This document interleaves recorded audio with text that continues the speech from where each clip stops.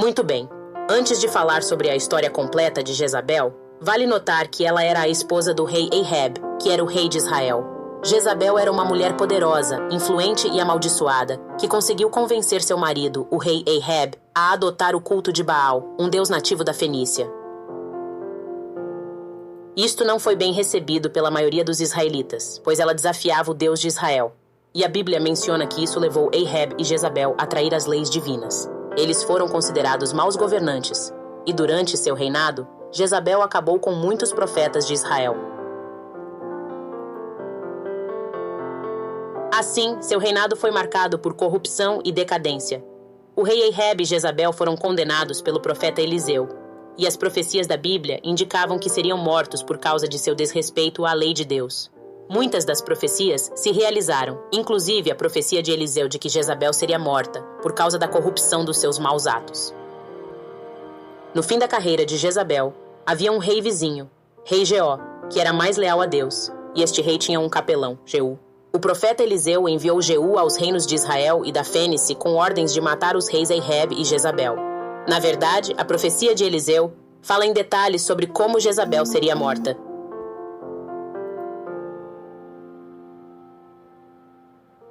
Jezabel será jogada do telhado de uma casa e seus corpos serão triturados pela passagem de carros, como ela fez com os profetas.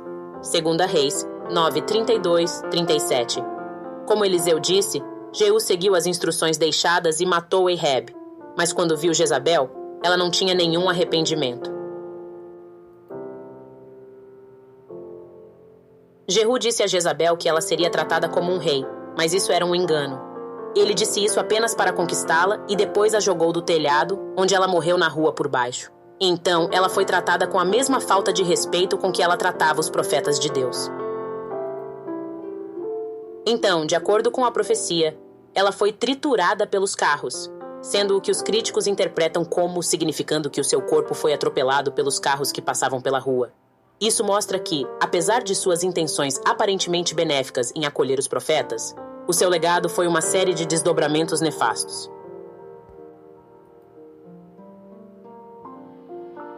A morte de Jezabel simboliza o fim do reinado do Ahab e a fim da era de corrupção de Israel, e ela torna-se um dos símbolos mais representativos de desvio moral na Bíblia. De uma certa forma, Jezabel é uma das figuras mais emblemáticas do mal no Velho Testamento. Embora a morte de Jezabel tenha simbolizado a própria sujeição a Deus, a Bíblia também demonstra que a culpa era de Ahab também. Ele não tardou em ser morto e o seu legado como rei seria esquecido. Para muitos, a morte de Jezabel também era um símbolo da corrupção social. As ações de Jezabel, seguindo a filosofia do seu marido, mostram a decadência do governo de Israel como um todo, em que a corrupção e o materialismo eram o foco.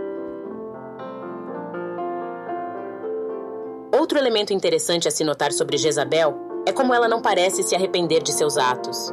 Ela continua sendo arrogante, maliciosa e perversa até o fim, sem qualquer tipo de remorso. Isso, aliado às suas ações, torna-a uma figura sobrenaturalmente poderosa e temida. Foi assim que ela se tornou uma figura lendária e famosa, no contexto bíblico. Além disso, Jezabel foi o modelo para algumas das figuras mais lendárias da literatura popular, tais como as bruxas malignas e negras, usadas nos contos de fadas e nas histórias. No imaginário popular, a figura de Jezabel tem sido retratada como a encarnação da perversidade feminina, especialmente em obras do século XIX. Este conceito também foi amplamente discutido por autores como Charles Dickens, Jane Austen e W. M. Thackeray, que retratam as mulheres negras e amaldiçoadas, muitas vezes usando Jezabel como um modelo. Você está apontando um aspecto importante da narrativa. A história de Jezabel mostra como a Bíblia representa muitas vezes a relação do povo hebreu com Deus. Na Bíblia, Deus deseja que o povo hebreu sigam a sua lei e os seus mandamentos. Portanto, Jezabel não agradou a Deus porque ela não seguiu as leis e mandamentos divinos.